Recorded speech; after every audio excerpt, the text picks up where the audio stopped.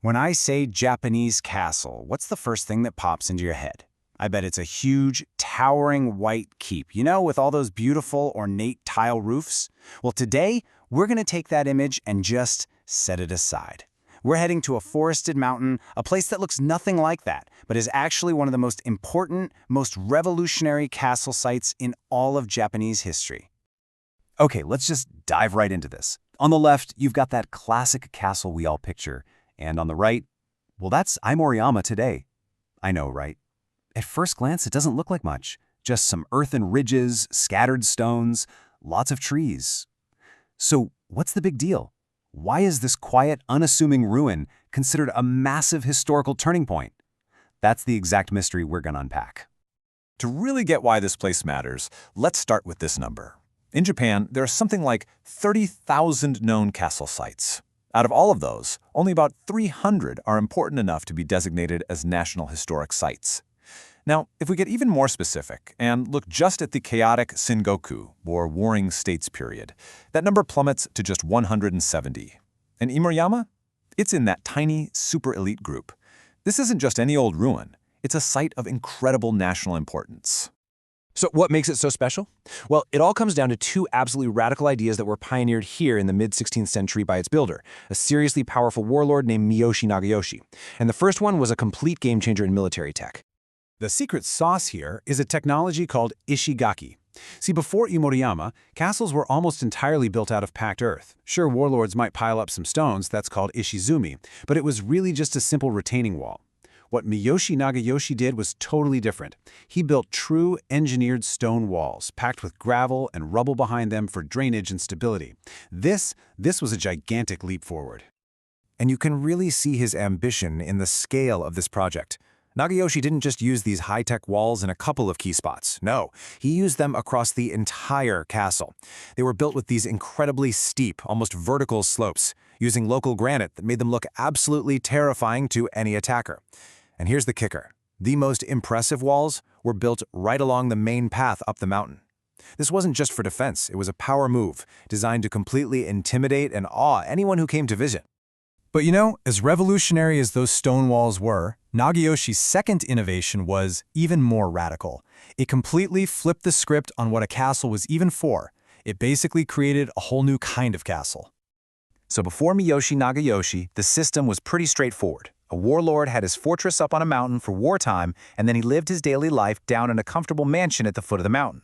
Two separate places for two separate functions, war and peace. Well, Nagayoshi took that rulebook and just chucked it out the window. He ditched his lowland home and moved his entire government, his family, his whole life, permanently to the mountaintop. This idea, Sanjo Kyoju, or mountaintop residence, turned the castle from a temporary bunker into a permanent capital city. And hey, you don't have to take my word for it. We actually have an eyewitness account from a European missionary, Luis de Almeida, who visited in 1565. He wrote about getting to the summit and being greeted by the Lord, his family, his top advisors, and he specifically notes that they all lived there, permanently, with their wives and children. That's just ironclad proof that Aomoriyama wasn't just a fortress, it was a bustling city in the sky. And this integration, that was the key. From this mountain peak, Nagayoshi was holding court, basically running his entire government. He was hosting these fancy poetry parties, making it a cultural hub. He even built sacred spaces up there to solidify his authority. By pulling together massive stone walls, residential palaces, and tile-roofed buildings all on one summit, he created the direct blueprint for all the famous castles that guys like Oda Nobunaga would build later. Okay, so this all raises a really big question, right? If Aomoriyama was this incredible, groundbreaking castle city, why is it just a forest-covered mountain today? And how in the world do you go about preserving a place that has, for all intents and purposes, vanished? It's the obvious question, isn't it? Well, the simple and kind of sad truth is that basically no castle buildings from this period survive, anywhere in Japan. Those iconic white castles you see, they're all from a later era. The original wooden palaces and gatehouses of Aomoriyama are long, long gone, leaving behind only their stone and earth foundations. And that creates a major headache for historians and preservationists. When you're faced with a site like this, you basically have three main options. You can go the imaginative route and just rebuild what you think might have been there. The big danger? You end up with a historical fantasy, like a theme park.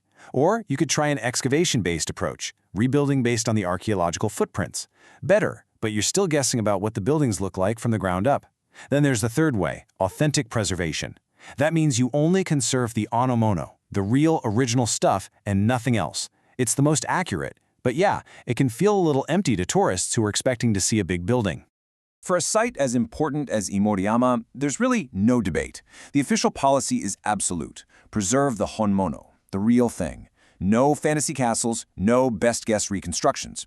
The whole goal is to protect and present the authentic 450-year-old remains exactly as they are. But how do you make that exciting for people? And this brings us to the really cool part, the ultimate goal of all the work happening at Imoriyama right now. See, it's not about rebuilding the past, it's about letting us experience the real castle, the exact one that Miyoshi Nagayoshi knew. So how do you pull that off? Well, first you got to stop the decay. You carefully stabilize those original stone walls. Step 2, you manage the forest, clearing just enough of the trees so the layout of the castle, the terraces, the defensive lines, starts to pop out again. Then you build safe paths so people can explore without hurting anything. And finally, and this is maybe the most crucial part, you explain what's there, helping visitors actually read the landscape and understand the authentic ruins right in front of their eyes. And all of that leads to what I think is the most powerful idea behind saving Imoriyama, the ultimate exhibit. It isn't a rebuilt tower or a palace. It's the view. Miyoshi Nagayoshi did not choose this mountain by accident. From the very top, you get this incredible 270-degree panorama over the 5 provinces he wanted to rule. When you stand on the spot where his palace once stood, you are seeing exactly what he saw. You are looking at his world from his perspective. That is the authentic experience.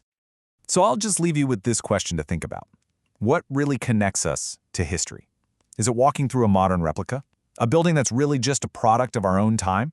Or is it standing on the same ground, surrounded by the same original stones, sharing the exact same strategic view that a ruler who changed history had almost 500 years ago?